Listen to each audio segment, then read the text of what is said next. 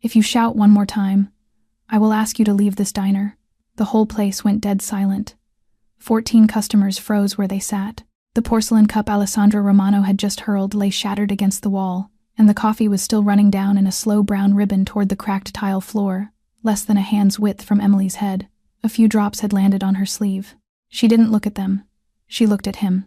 Alessandro Romano, 38 years old, the youngest boss in the history of the city, the man who had inherited an empire at 26 and made it twice as ruthless. His was the name people knew the way they knew which alleys to avoid after dark. The coat on his back cost more than Emily made in 4 months. 2 of his men stood guard at the door, and a third leaned against the jukebox with his arms folded. Victor Russo, the right hand, watching the room the way a wolf watches a field full of sheep. She was supposed to cry.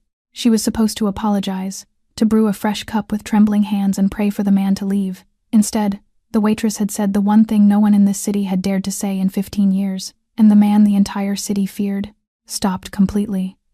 Because for the first time in 15 years, someone was looking him straight in the eye without a single tremor. Before we go any further, if you love stories about courage, about dignity, and about the moment a quiet person finally refuses to bow down, subscribe to this channel and stay with me all the way to the end. And tell me in the comments which city you're listening from tonight. I want to see just how far this story travels. Now, let's go back a few seconds. The cup hadn't even finished its journey when the diner fell silent. Not the ordinary quiet of a slow night, but the kind of silence that feels like the whole world is holding its breath. The trucker by the window stopped chewing mid-bite. The old couple in the corner booth reached for each other's hands without realizing they were doing it. And Rosa, the cook, a woman who had walked through 2 wars and never once flinched at anything, set down her ladle and went very, very still. Emily Carter stood exactly where she had been standing, one hand still holding the half-empty coffee pot, the other resting on the edge of the counter. Behind her, the brown liquid kept sliding down the wall, dripping onto the cracked tile. The drops on her sleeve were cooling against her skin. She never glanced at them. 14 people watched her, and every single one of them was thinking the same thing. She doesn't know who she's talking to. She can't possibly know. But she knew.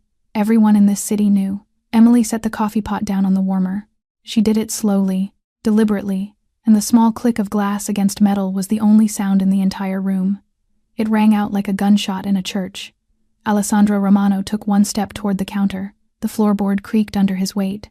Somewhere in the back, the cooler hummed on, indifferent. Then he lowered his voice, and somehow, that was worse than the shouting. Far worse. A shout is fire. A whisper from a man like him is the cold blade that comes after. "Do you know who I am?" "I know exactly who you are," Emily said. She said it slowly, calmly, the way you might tell someone the time of day. "Then you know what happens to people who waste my time."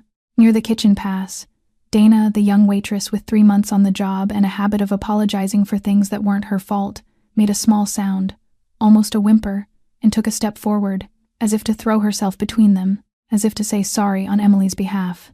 Emily lifted one hand, just slightly. Dana stopped.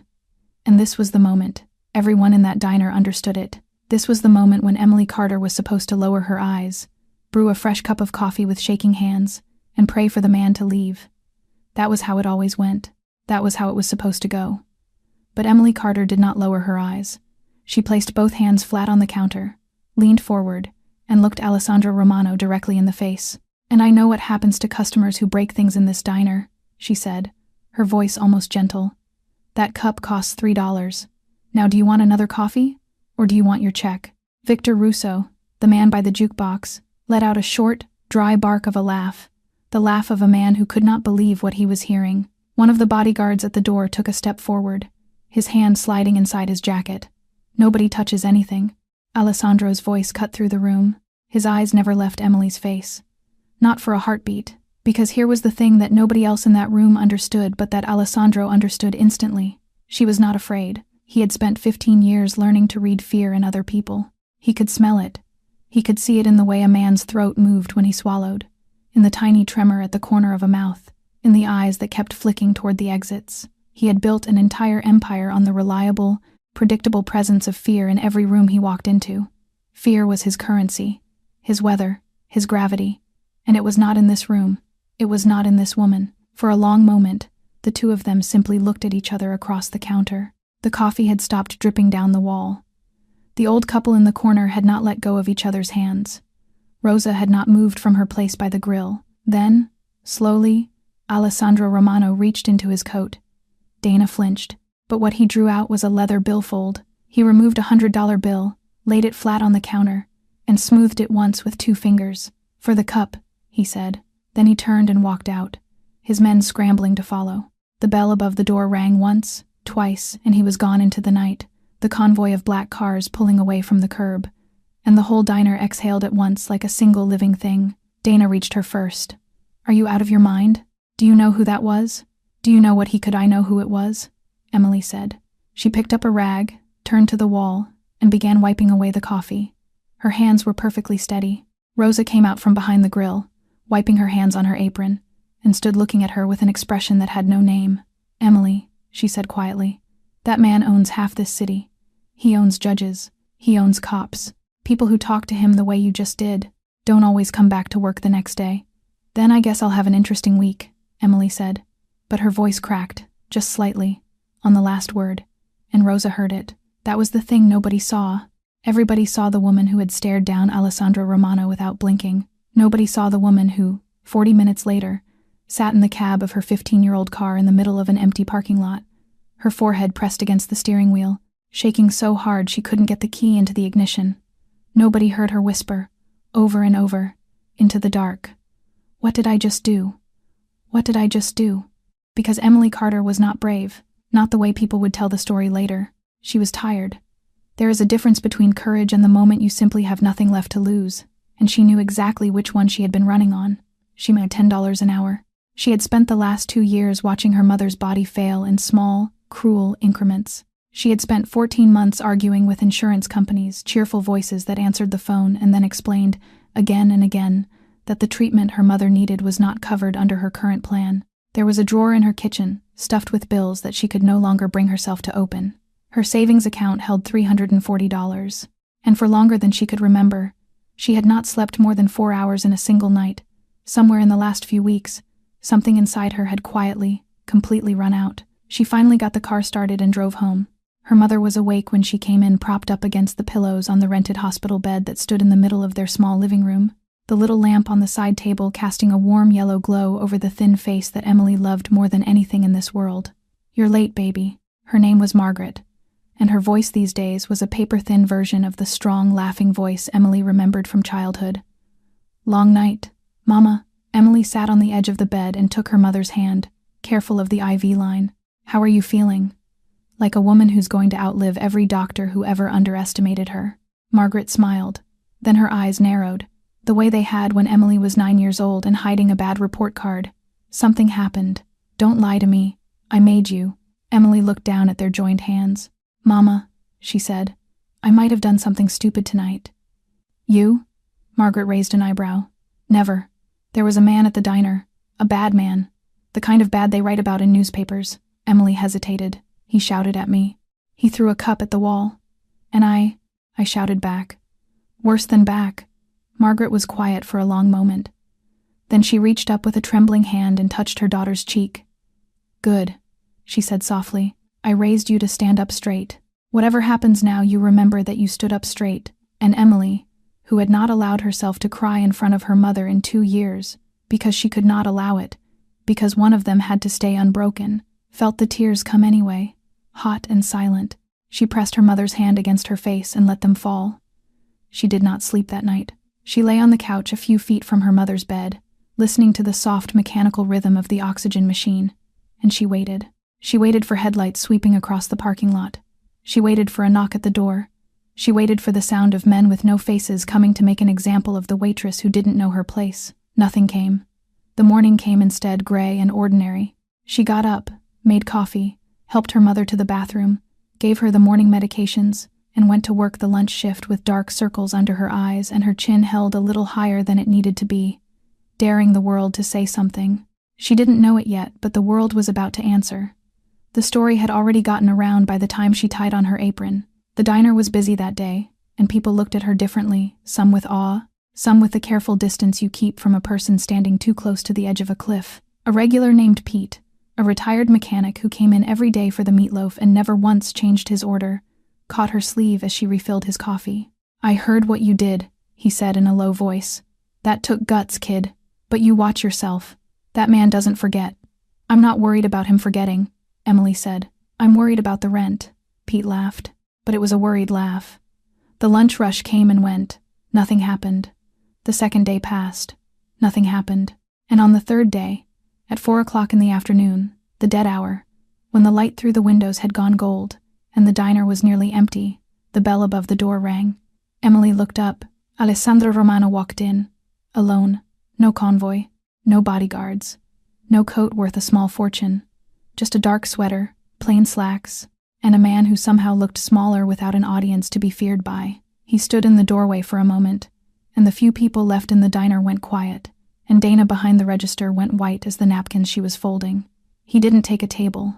He walked straight to the counter and sat down on the stool directly across from where Emily was standing, and folded his hands in front of him like a schoolboy.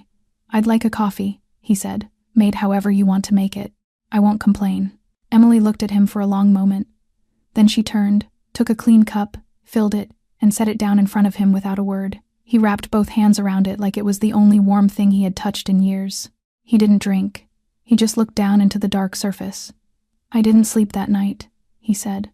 "Funny," Emily said. "Neither did I. I kept waiting for your friends to come visit. They're not coming."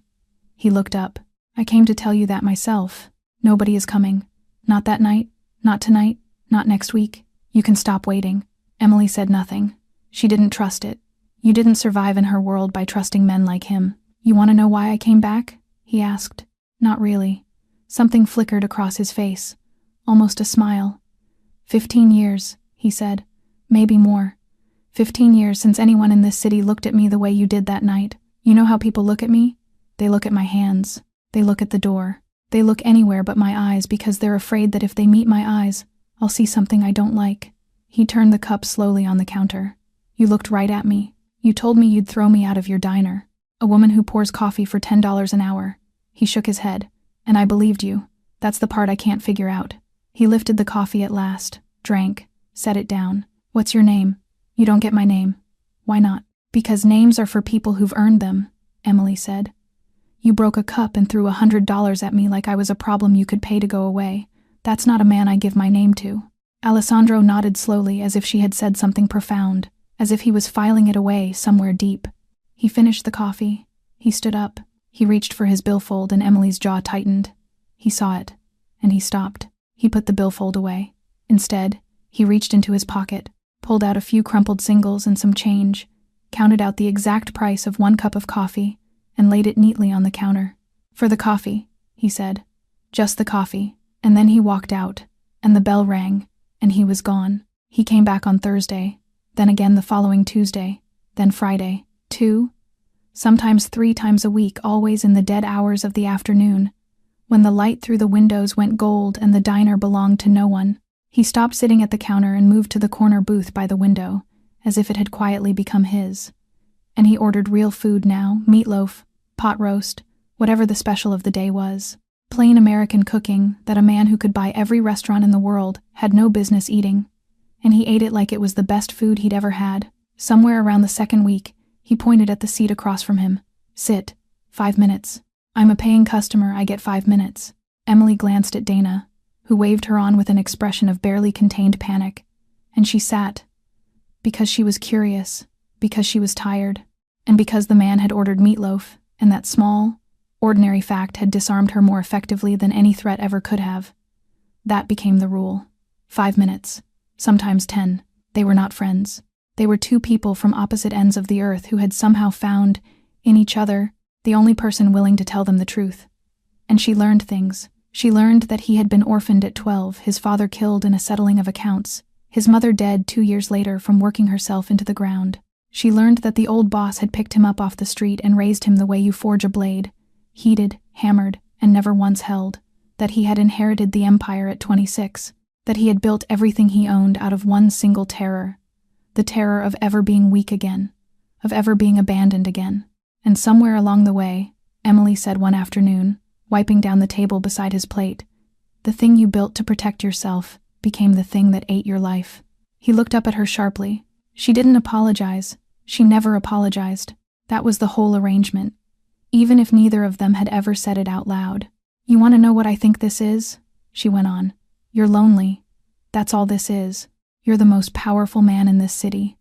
And you're so lonely you drive across town to eat meatloaf in a roadside diner because a waitress shouted back at you once and didn't say sorry. You don't want to own me. You don't even want anything from me. You just want one person on this earth to talk to you like you're a man, instead of a name." For a moment, the booth was very quiet. Then Alessandro Romano laughed, a rough, broken, real laugh, like a muscle that hadn't been used in years. "That's the first true thing anyone has said to me in 15 years, he said. He turned his cup slowly on the table, looking out the window at the parking lot, at the ordinary cars and the ordinary people. And when he spoke again, his voice was so low she almost missed it. "Sometimes I wonder what it feels like," he said. "Walking into a room where nobody's afraid of you. Just a room with people in it.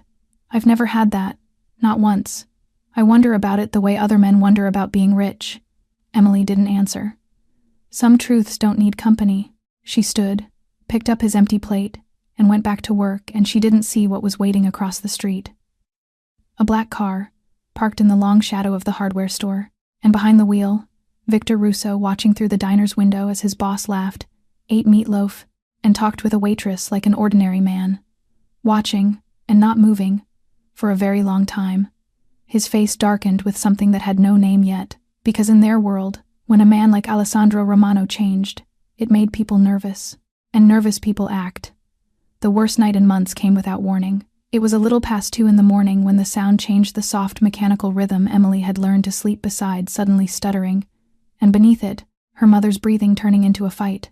Emily was off the couch before she was fully awake. She spent the rest of that night on her knees beside the hospital bed, holding her mother's hand, careful, always careful, of the IV line, listening to each breath claw its way in and claw its way out, certain that this was it. The 3 a.m. call had finally come, and she was living inside of it. Margaret pulled through by dawn. But the doctor, when Emily finally got him on the phone, was gentle in the way doctors are gentle when they're telling you to prepare yourself. "Without surgery and intensive treatment," he said, "we're talking weeks, maybe a month or 2. I'm so sorry, Emily. I wish I had better news." "Weeks?" She asked the question she already knew the answer to. $85,000 for the surgery and the first round of treatment alone.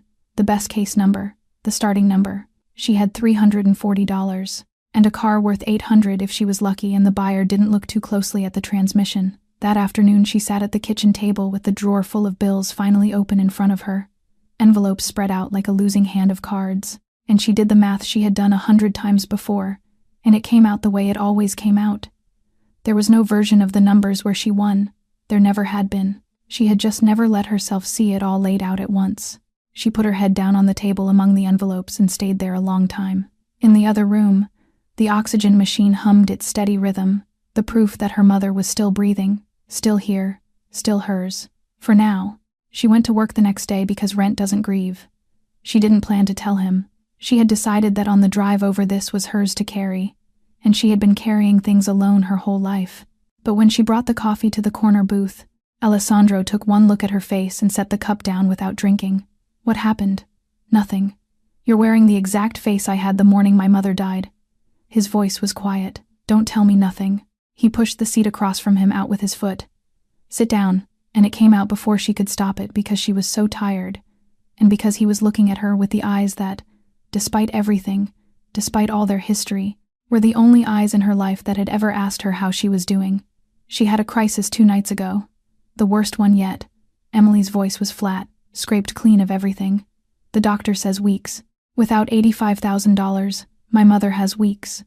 The diner was quiet around them. It was the dead hour.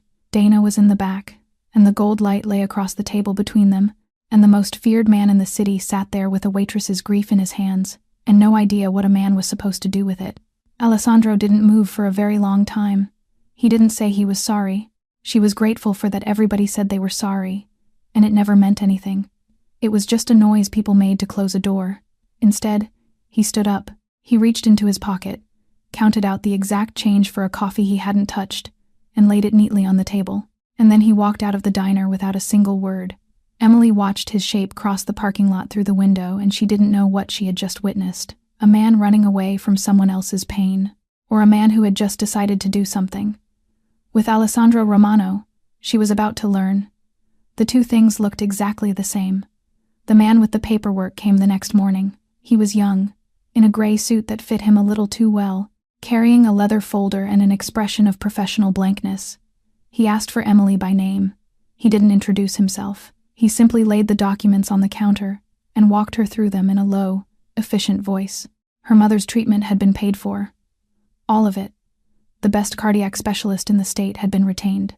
A medical transport would come Thursday to move Margaret to a real facility with real equipment, real doctors, real hope. "Sign here," the man said. "And here." Emily's hand hovered over the pen. It didn't move. The man closed the folder, and for a moment, something almost like curiosity crossed his blank face. "You should know," he said quietly, "that I've worked for Mr. Romano for 8 years, and I have never once seen him do anything like this. Pay for a stranger's mother. No conditions, no file opened on you, nothing." He picked up the folder and tucked it under his arm. "Whatever you did to him, miss, be careful. The people around him have noticed that he's changed. And in our world, when a man like that changes, it makes people nervous." He nodded once. "Nervous people act." He walked out, and Emily stood at the counter with a cold feeling spreading slowly through her chest. By noon, she was standing in front of a building of gray stone on the other side of the city, the kind of building that had no sign because it didn't need one. The hallways inside were silent.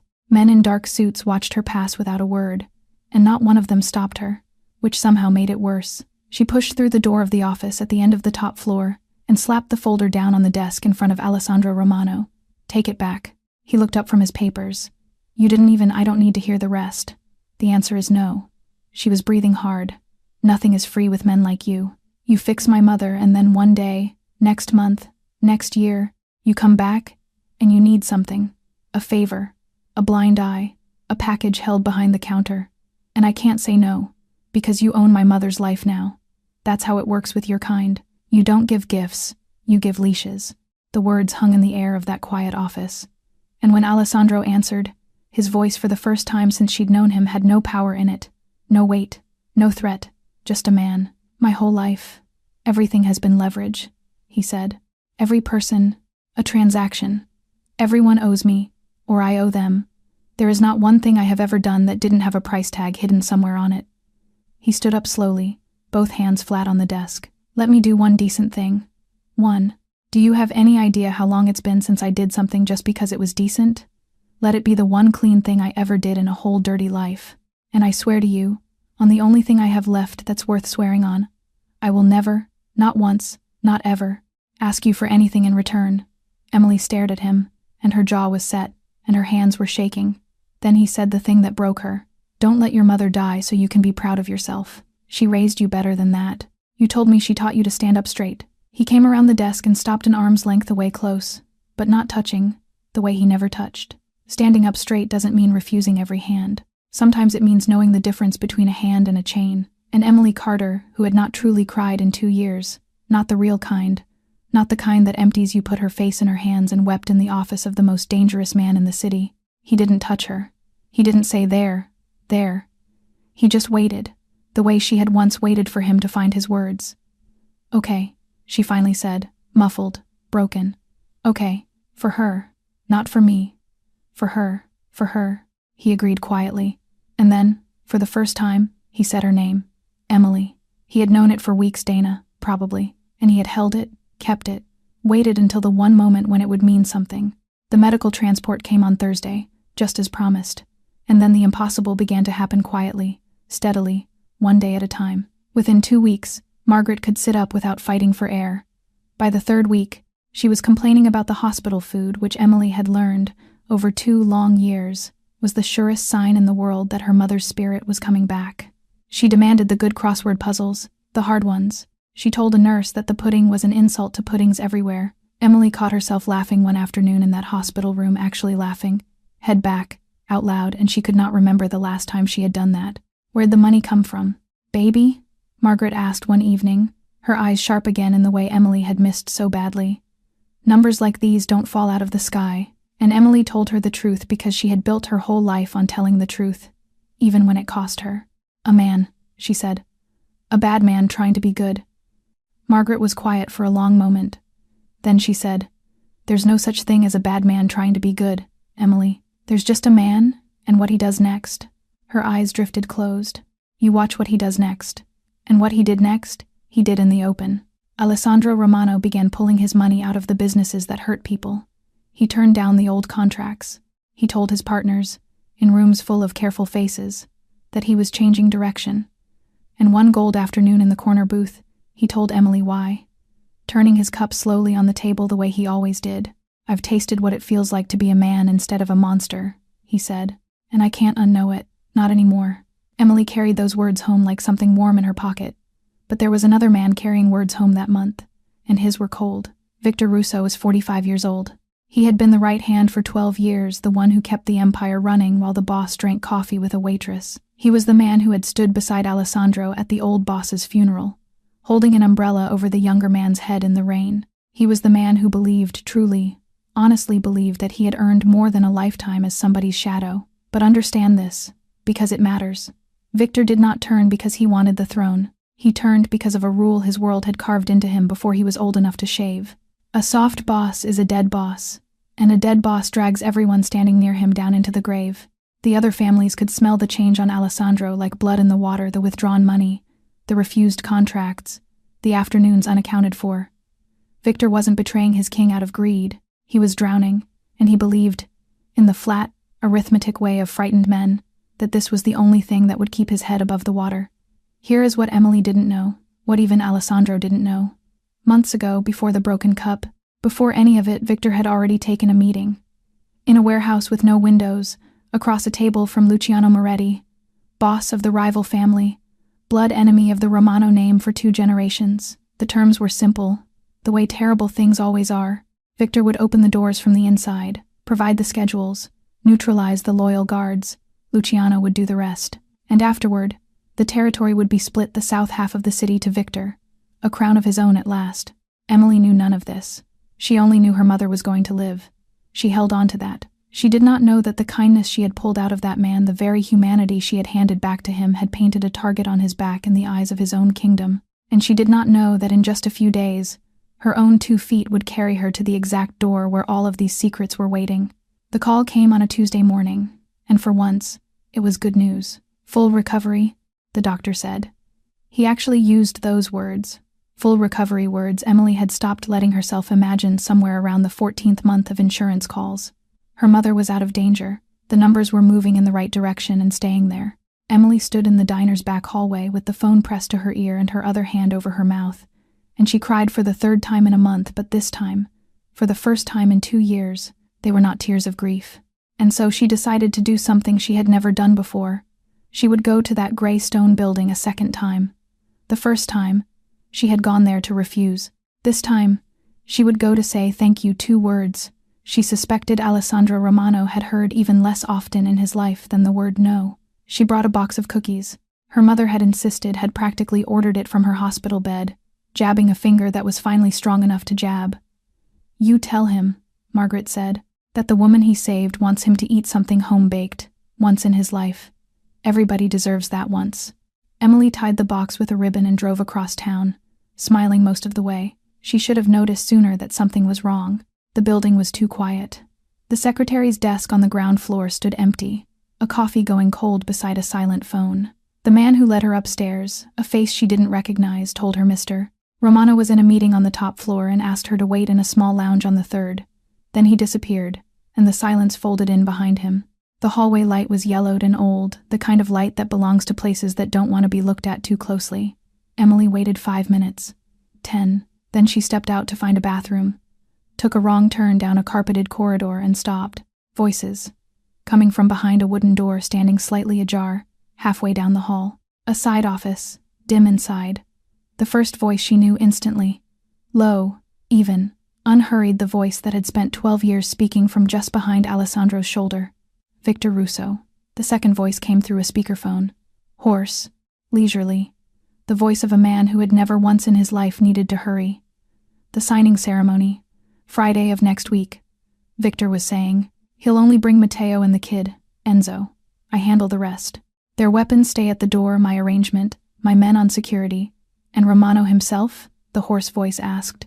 Done at the table, clean and fast, before the ink dries. A pause. The creak of a chair. The list of loyalists that need sweeping up afterward. I already sent it to you. 12 names. None of them will see it coming. You've thought of everything, Victor. I've had 12 years to think. And then Victor's voice dropped lower, and something in it went hard as a fist. And remember my end of it, Luciano. The south half. Exactly as promised. Luciano Moretti. Emily's blood turned to ice water in her veins. 2 years of sitting beside a hospital bed had taught her 2 things. How to read the words people don't say out loud, and never, ever to be more than a hand's reach from her phone. Her fingers were shaking so badly she nearly dropped it. She pulled it out, pressed record, and eased it toward the gap in the door. 40 seconds. 50. Every sentence landing like a hammer blow the ceremony, the table, the list of 12 names. The south half of the city. She had enough. She had more than enough. She took 1 step backward to leave, and the floorboard under her foot creaked. The conversation inside stopped dead. 1 second of silence. 2. Then the slow groan of a chair turning on a wooden floor, and Victor's voice much, much closer than before. Who's out there? The door opened. Victor Russo's eyes met Emily's across the yellowed hallway.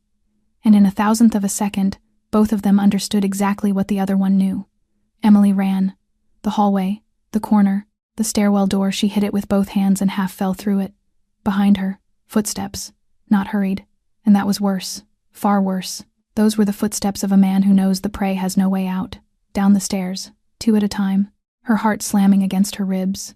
The cookie box was gone, dropped somewhere. She didn't remember dropping it, and her phone was in her hand, and her hands were shaking so badly she typed the passcode wrong twice. Come on. 3rd try. The screen opened. Messages.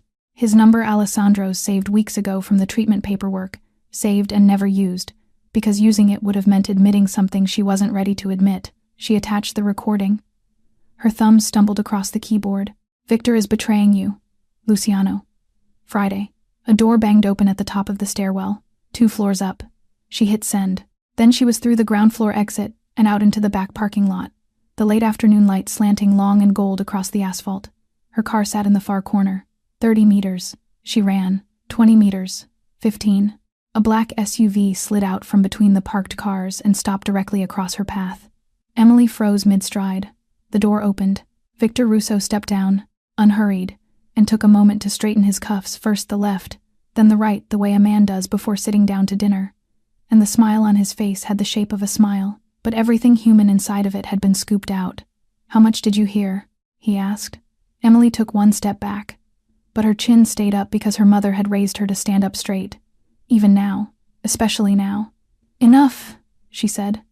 Victor sighed. It was almost regretful, almost gentle, and that was the most terrifying thing she had ever heard. You know, he said. I told him from the beginning that you were a problem, a crack in the wall. He didn't listen. He slid his hands into his pockets. Now you're my problem. He nodded once. 2 men came around the SUV. Emily fought, she clawed, she kicked, she drove her heel into a shin and heard a man curse, but she did not beg, and she did not cry, and she did not plead. Not one word, not one sound they could take home as a trophy. A rough canvas bag came down over her head, and the gold afternoon light vanished, and the last thing she felt was the pavement tilting away beneath her feet as they lifted her. Then the SUV's door slammed, and the world went dark and moving. What Emily couldn't see was this. Her phone lay on the asphalt where it had been knocked from her hand screen, cracked, still glowing in the long light, and on that cracked screen, beneath her half-finished message, a single word in small gray letters. Delivered. Victor walked over. He bent down, picked up the phone, and turned it over in his hand. He read the word, and for the first time that entire afternoon, the smile disappeared from his face. The meeting on the top floor ended a little after 5. Alessandro came down to the lobby, and a man at the desk mentioned it almost in passing. A girl had come by, asked for him, carried a box of something. Cookies, maybe, but it seemed she'd already gone. The box sat on the waiting room chair, the ribbon still tied, untouched. Something cold moved down Alessandro's spine.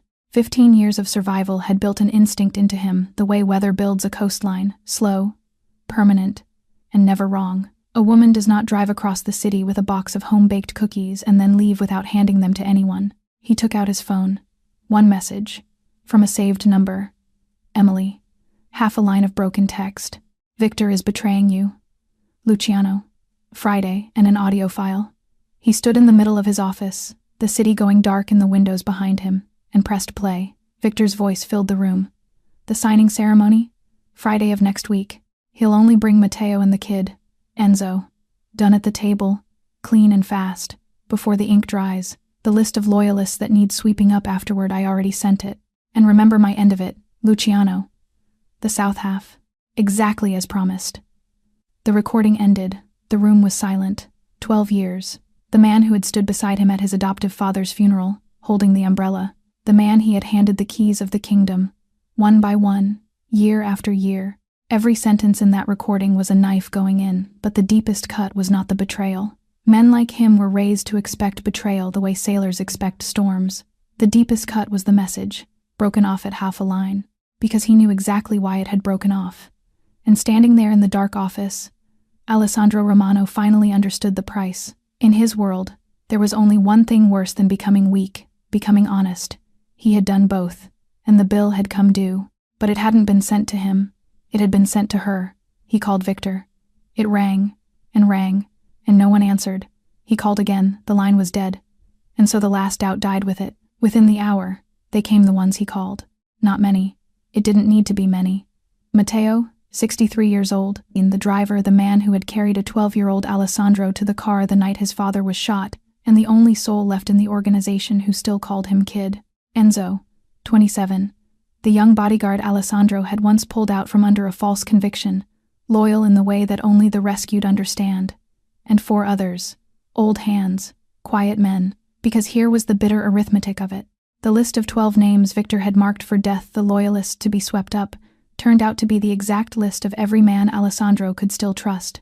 His enemy had done his sorting for him. Enzo's technician bent over a laptop for 20 minutes and then looked up. The last signal from Emily's phone, before it went dark, had come from one place, the abandoned docks, east side, old Moretti ground where 2 generations of Romanos and Morettis had already spilled blood into the harbor water, and where, it seemed, blood was going to be spilled one last time. Matteo checked the slide of a pistol that was older than Enzo and looked up at the man he still thought of as a boy. What's the plan, kid? Alessandro stood at the window, watching the city light itself up, one cold string of lamps at a time. Their plan is Friday, he said, which means tonight. They're not ready. He turned around. We go tonight. She came to slowly, the way you surface from deep water. The first thing was the smell, sea salt, rust, and old machine oil, then the ache in her shoulders. Her wrists were bound behind her to a metal chair, the rope biting when she tested it. High overhead, a single industrial lamp burned in the darkness of a vast warehouse ceiling, and through a broken window across the room, she could see them. Dead cranes, standing black and motionless against the night sky, like the skeletons of giants no one had bothered to bury. The docks, the abandoned docks on the east side. Footsteps approached across the concrete, unhurried, measured, expensive shoes on a filthy floor. The man who stepped into the circle of light was past 50, in a suit of silver gray, with silver at his temples and hands folded loosely in front of him. He was elegant the way a polished blade is elegant, and Emily realized, with a chill that went all the way down to her bones, that she was looking at the thing Alessandro could have become if there had been no broken cup, no roadside diner, no one on this earth who had ever dared to tell him the truth. Luciano Moretti, she said. Her voice came out steadier than she had any right to expect. So he's mentioned me. I'm flattered. Luciano pulled up a second metal chair, turned it, and sat down facing her, genuinely curious, the way a collector examines a strange find. So you're the one who broke Alessandro Romano. I must admit, I had imagined something else, something more. He tilted his head. What did you do to him? Witchcraft? Or did he simply grow old before his time? Emily was tied to a chair in an abandoned warehouse, exhausted, aching, and more frightened than she had ever been in her life. She lifted her chin anyway. I didn't break him, she said. I fixed him. He was already broken when he walked into my diner. Everyone around him was just too afraid to tell him. She looked straight into Luciano Moretti's eyes, the same way she had looked into another man's eyes across a counter, a lifetime ago. You're broken the exact same way. The only difference is, nobody's ever had the courage to say it to you. For a moment, the warehouse was absolutely still. Then Luciano laughed, a real laugh, hoarse and surprised, and then the laugh died in his throat. All at once, like a light switched off. "Now I understand why he keeps you," he said quietly. From the shadows beyond the lamplight, Victor Russo stepped forward. He hadn't spoken until now, and when he did, his voice was flat and urgent. "End it. She's the only loose thread.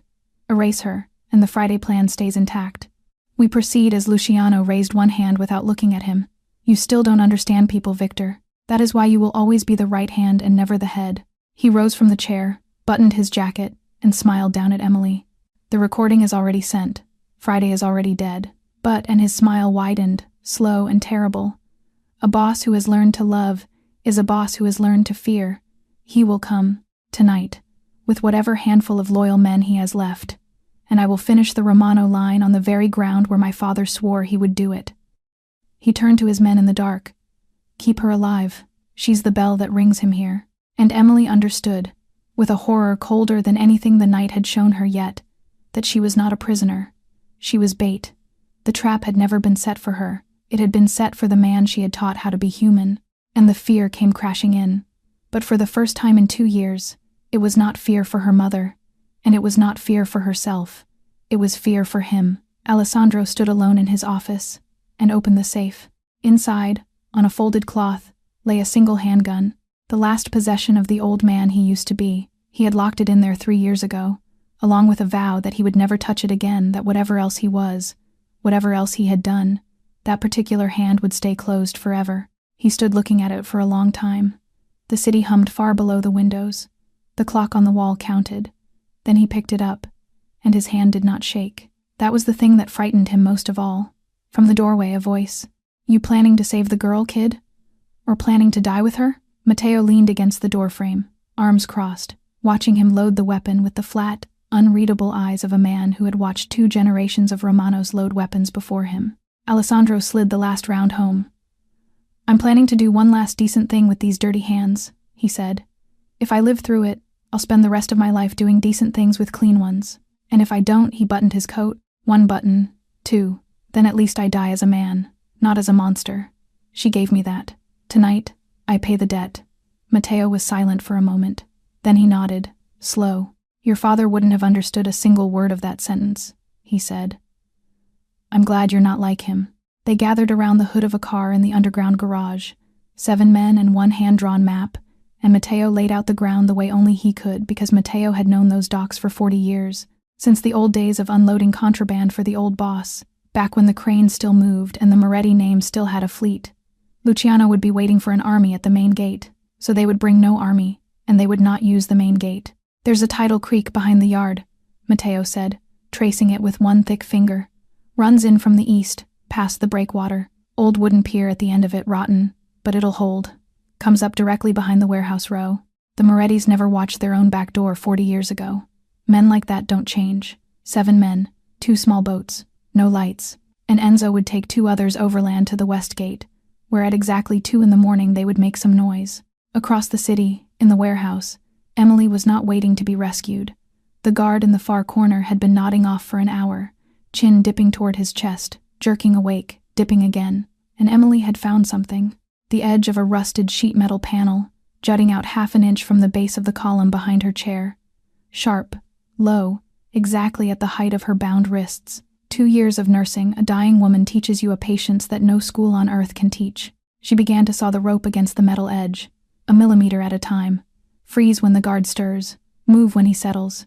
Her shoulders screamed, her wrists went slick and warm. She kept her eyes on the sleeping man, and her breathing slow, and every tiny rasp of rope against rust was a gamble with her life on the table. She did not stop. And so, under a moonless sky, 2 unlit boats slid out across the black water toward the abandoned docks on the east side, the ground where 2 generations of Romanos and Morettis had already bled for the sake of hatred, and where, tonight, blood would be spilled one final time, over a woman whose only weapon in this world was the truth. The cup that had shattered against a diner wall all those weeks ago had rolled a long, long way all the way down to the waterline, and before sunrise, it would collect its full price. Water lapped against the hulls, soft as breathing. The 2 boats slid in along the tidal creek with their engines cut, poled the last stretch by hand through water black as oil. Somewhere out across the yard, a radio crackled and went quiet. A patrol light swept its slow arc over the rusted container stacks, passed on, swept back. The old wooden pier rose out of the dark exactly where Matteo had said it would, rotten, barnacled, 40 years forgotten, and it creaked under every boot like it wanted to give them away. 7 shadows moved up the pilings and into the shadow of the warehouse row. And there they crouched, and there they waited, and Alessandro watched the second hand of his watch crawl toward 2 o'clock. At exactly 2, the west end of the docks bloomed orange. The boom rolled across the yard a half-second later. Enzo's diversion, an old car with a full tank going up against the west gate fence. Radios shrieked to life in every direction at once. Boots hammered concrete, shouted, orders overlapped, and half the guards in the yard went running toward the fire. Matteo watched them go and shook his head slowly in the dark. Same as 40 years ago, he muttered. The Morettis never did learn to watch their own back. They moved, fast and low along the warehouse wall. 2 perimeter guards never saw them coming. Matteo took the first, Alessandro the second, quick and quiet. 2 men lowered to the ground and left sleeping in the shadows. No shots. Not yet. Inside the warehouse, the rope gave way. Emily's arms came free, and the blood rushed back into her hands like fire. Across the room, her guard had jolted upright at the distant boom, hesitated, and then bolted for the door to look, his chair clattering behind him. Emily slipped from her own chair and pressed herself behind a row of steel drums, her heart slamming so hard she was genuinely afraid he would hear it, her raw wrists screaming, her legs half numb beneath her. The side door of the warehouse eased open. A shadow slid through. Emily held her breath. Her hand closed around a length of iron bar on the floor. 2 years of nursing had taught her patience, but the last 6 hours had taught her something else, and she was done being anyone's bait. The patrol light swept past the broken window and threw one moving stripe of white across the intruder's face. Alessandro. The iron bar slipped from her fingers. He crossed the darkness between them in 5 steps, and then the 2 of them were standing face to face in the middle of that ruined warehouse. 1 second, 2, and neither of them touched the other, the way he had never touched her. The old, respectful distance, holding even here, even now. You actually came, she whispered, and her voice cracked on the last word. You taught me the difference between a hand and a chain, he said, and he held his hand out to her, palm open. This is my hand. Take it. We're going home. She took it. The second time, in all their story, that they had ever touched. They moved for the side door, Matteo covering the angle, 2 men ahead of them into the night, and they were 3 steps out onto the open concrete when every floodlight in the shipping yard came on at once. White, blinding, night turned into noon in a single switch throw. Emily's arm came up against the glare, and when her eyes adjusted, she saw them. On the mezzanine of stacked containers ahead, dozens of gun barrels glittering in the light, ringing the yard on 3 sides, and at the center of them, arms folded, stood Luciano Moretti, patient as a spider, smiling like a man whose dinner has just been served. Alessandro Romano, he called down, his voice carrying easily across the concrete. My father waited 30 years to see a Romano kneel on these docks. He didn't live long enough. The smile widened. But I did. Alessandro's diversion had worked perfectly, because it had been part of Luciano's trap all along. Matteo moved first. The old man didn't freeze, didn't flinch, didn't wait for the world to decide. He threw his whole weight against a rack of steel drums and sent them crashing down into a wall of cover, and his voice tore across the concrete. Run! The first volley ripped the white night apart. Then everything was noise. Bullets hammered the container walls like hail on a tin roof.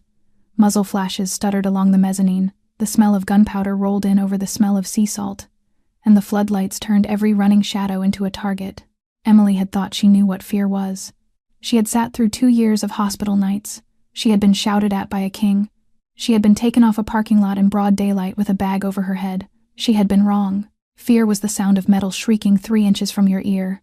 Fear was running so hard you no longer knew whether your feet were touching the ground or the air. Fear was the space between 2 containers, 4 steps of open, lit concrete, and knowing you had to cross it anyway. She crossed it, and halfway across, a shape slammed into her from the side, not a bullet. A man, Enzo, arriving out of the smoke with the diversion team, throwing himself between her and the mezzanine guns.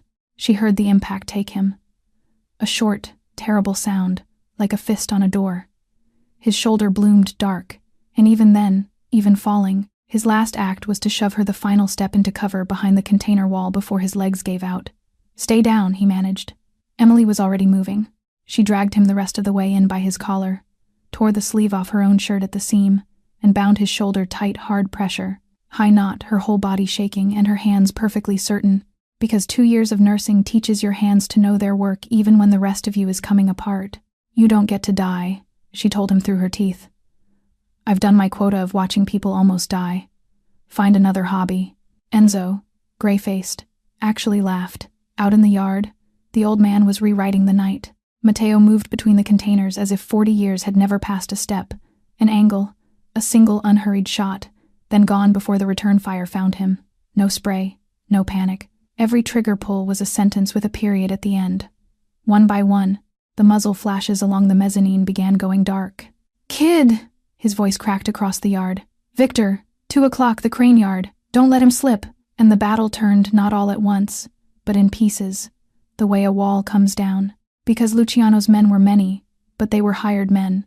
They fought for money. Alessandro's 7 fought for something else. And in a gunfight at 2 in the morning, with the geometry against you and an old ghost picking you apart from the shadows, something else is worth more than numbers. The mercenaries began falling back from the mezzanine's edge, then from the stairs, then from each other. Through the smoke and the glare of the floodlights, Alessandro saw it. A single figure detaching itself from the collapsing line, moving fast and low toward the crane yard. Victor Russo. Not fleeing, Victor never fled. He was running toward the exit route that a traitor always prepares in advance, the door a man builds into every room the moment he decides to burn the house. Alessandro broke from cover and went after him. 12 years of brotherhood ending in a foot race between the corpses of dead cranes. The chase ended at the foot of the cranes. Victor's exit route ran along the fence line behind the crane yard, and Alessandro cut the angle, the way he had learned to cut angles from the very man he was chasing. When Victor came around the base of the great rusted tower, Alessandro was already there. Both guns came up at the same instant, and there they stood, 10 feet apart in the shadow of a dead machine.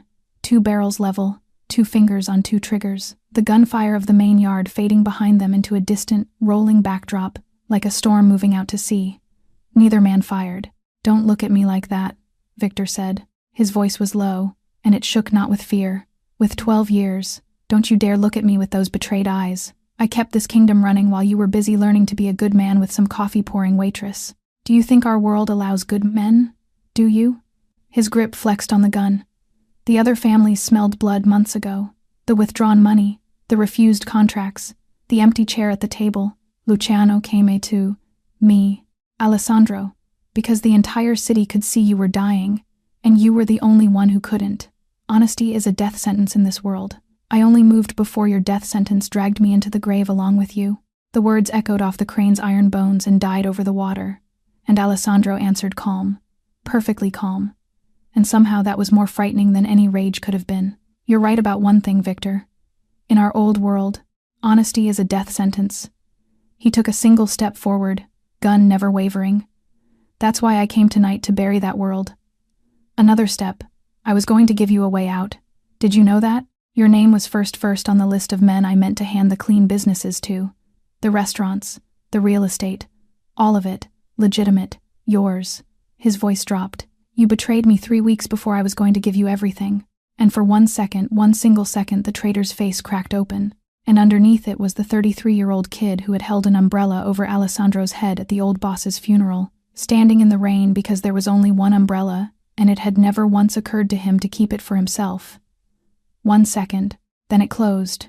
Too late, Victor said softly, and he pulled the trigger first. Alessandro was faster. 1 shot, only one. Victor folded down against the base of the crane, his gun clattering away across the concrete, spinning once, going still. Alessandro crossed the distance and knelt beside him. No triumph in his face, no vindication, nothing but the bone-deep weariness of a man who has just buried 12 years of his own life with a single movement of one finger. Victor's breath came shallow. His eyes found Alessandro's, and something almost like a smile touched his mouth. "At least," he whispered, "that shot. You're still a Romano." Alessandro shook his head slowly, and his voice was cold, and it was sad, and it was final. "No, Victor, that was the last bullet the Romano name will ever fire. After tonight, the name dies with you." Victor Russo's eyes fixed on the dead crane above him, and stayed there. For a moment, the night was quiet. Then the radio clipped to the dead man's belt, crackled to life, a hoarse, leisurely voice, fraying now at its edges. "Victor? Report. Victor." Alessandro reached down and unclipped the radio. He rose to his feet, He pressed the key, and he spoke into it with the voice the entire city had feared for 15 years. Victor can't answer anymore. A pause, one heartbeat long. Your turn, Luciano. Far off at the waterline, beyond the containers, a lone figure broke from the shadows and began to run toward the old pier, and the black water, and the last boat out of a dying kingdom. The main yard was already finished. The mercenaries had heard the radio go silent, had done the arithmetic of hired men everywhere, and had laid down their guns or melted into the dark, because mercenaries do not die for losing kings. The floodlights burned on over an emptying battlefield, and the only man still running was the one who had built the trap. Luciano Moretti ran for the old wooden pier, where a lone boat sat moored at the far end, rocking gently on the black water. Alessandro caught him halfway down it. The rotten planks groaned and cracked under both men's weight. The black sea rolled beneath the gaps in the boards, and Luciano turned out of road, out of men, out of night, but not, even now, out of schemes. He raised both hands slowly, and when he spoke, his voice had found its old leisure again, hoarse and smooth, the voice of a man who had talked his way off of ledges before. Wait. Think, Romano. He took a slow half-step forward. Kill me, and you swallow both empires whole. My territory, my roots, my people. They'll kneel to whoever's standing at sunrise. They always have. All of it. Yours, without spilling one more drop. You would be the greatest king this city has ever seen. A pause, a silken smile. Or we split it, down the middle. I'm a reasonable man. Choose. Sea wind, silence, the creak of old wood. And in that one moment, just one, Emily, standing at the head of the pier with Matteo's hand gripping her shoulder, held her breath. Because she knew this was it, not the bullet. This was the real battle of the whole long night. The old man and the new man, meeting for the last time inside the same body, and every empire in the world, stacked on one side of the scale. Alessandro Romano stood very still on the rotten planks. And then he answered, and his voice was quiet enough that the wind almost took it. That's the thing your kind will never understand, Luciano. A step forward. I didn't come here to take your kingdom. Another step. I came here to bury mine. Luciano's eyes flashed and his hand whipped toward the small of his back, toward the second gun that men like him always carry. Alessandro's shot rang out first. One sound, one echo, rolling out flat across the harbor. Luciano Moretti dropped where he stood, folded backward off the edge of the pier, and the black water beneath the boards swallowed the Moretti name whole. 2 generations of blood feud, 2 graveyards worth of hatred, ended in a single ring of sound and a widening circle on dark water. Then, slowly, the sky began to change. Gray first, then a thin cold pink, rising up behind the dead cranes. Enzo's men, Enzo himself, among them, arm-strapped and face gray, refusing to sit down, herded the surrendered stragglers into a line against the fence. The floodlights faded to nothing against the daylight. Alessandro stood alone at the end of the pier, the gun still in his hand. He looked at it for a long time, the last possession of the old man, the thing he had locked in a safe 3 years ago, and had sworn never to touch, and had touched anyway for her. Then he drew back his arm and threw it. The gun turned once, twice against the pink sky, and dropped into the black water without a splash worth hearing. The monster sank with it. The man stayed on the shore. Emily walked out along the pier to him, her sleeve torn where she'd bound Enzo's shoulder, her hair wild, her wrists ringed with rope burns, and stood beside him, and together they watched the sun come up over the dead cranes. Neither of them said anything. Nothing needed saying. 3 names died at the East Docks that night: Victor Russo, Luciano Moretti, and Alessandro Romano, the boss. Only 2 people walked off that pier at dawn: a woman who had never once bowed her head and a man who was finally allowed to lift his. In the months that followed, Alessandro Romano did something no boss in the history of that city had ever done. He dismantled the empire, piece by piece, door by door. He set free every man who wanted to leave. No debts, no threats, no strings. He signed the clean businesses over to the men who stayed, the restaurants, the real estate, the honest work, and to the last of them, gathered in a room that had once decided the fates of neighborhoods, he said this: I am not leaving you a kingdom. I am leaving you a way out.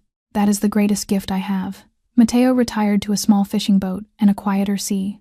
Enzo, his shoulder carrying a scar he refused to complain about, took over the legitimate restaurant chain and turned out, to everyone's surprise, including his own, to be good at it. And then Alessandro disappeared for a while, to bury the old man, some said, and Emily did not know if he was ever coming back. Life, meanwhile, went on the way life insists on doing. Margaret recovered completely. She sat in her chair by the window, complained magnificently about daytime television, and demanded the hard crossword puzzles, the ones with no mercy in them. One evening she looked up at her daughter and asked, "That man, in the end, what did he do next?" Emily smiled. "He did the right thing, Mama. Then that's worth more than you know." Emily left the old diner with a long hug from Dana and a rough, wordless handshake from Rosa that said everything a soldier's daughter could say, and she opened a small coffee shop of her own, sunlit, warm, hers. On the main wall, she hung a single object, a broken cup, the cup from that night, its cracks sealed back together with seams of gold. The old way, the kintsugi way, the thing that had shattered, mended, and become more beautiful than it had ever been whole. She hired people who were struggling, because she remembered, and when a customer shouted at her youngest waitress one busy morning, Emily took the trembling girl aside afterward and told her, "Don't shrink. If you did right, you stand up straight. In this shop, nobody bows their head." Then, one golden afternoon, the dead hour, the shop empty, the light slanting through the windows exactly the way it had on a certain night, in a certain diner, a lifetime ago, the bell above the door rang. Emily turned around, and time stopped for the second time in her life. Alessandro stood in the doorway, a plain sweater, no convoy, no shadow at his shoulder. His face was older but lighter, like a man who had finally set down something he'd been carrying for 15 years. He walked to the counter and sat down on the stool across from where she stood. The old ritual. She didn't say a word. She brewed a cup of coffee and set it down in front of him. He looked up at the golden cup on the wall, then at her, and he smiled that rare, hard-won smile. "This time," he said, "I won't break a single cup." Emily laughed. "Good, because this time the cups are mine, and here, dear friends, is where this story leaves us. The most dangerous moment is never when someone shouts in your face. It's the moment right after, when you decide whether to make yourself small or to stand up straight and look them in the eye. A waitress stood up straight before a king and pulled the man out of the monster. A king stood up straight before his entire kingdom and walked out of it as a human being. The cup that shattered that night was never truly broken. It was only waiting to be mended with something far more precious than gold. And this time, no cup had to break for two people to find each other. Because in the end, this story teaches us something simple and true. Kindness is never weakness, honesty is never wasted, and no soul, no matter how far it has wandered, is ever beyond the reach of one person brave enough to tell the truth with love. What you give to the world with a straight back and an open heart will always, always find its way home to you. So tell me, my friends, how did this story make you feel? Have you ever met someone the world had given up on, who only needed one honest voice to find their way back? Have you ever had to stand up straight when every part of you wanted to shrink? Share your thoughts in the comments below. I read every single one, and I would truly love to hear what's in your heart tonight. And if this story touched you, please press that subscribe button, give this video a like, and share it with someone who needs to hear it. It helps our little channel more than you know, and it means new heartwarming stories for you every single day. Thank you for staying with me all the way to the end. I wish you good health, a joyful life, and peace in your heart, each and every day. Goodbye for now, my friends, and I'll see you in the next story.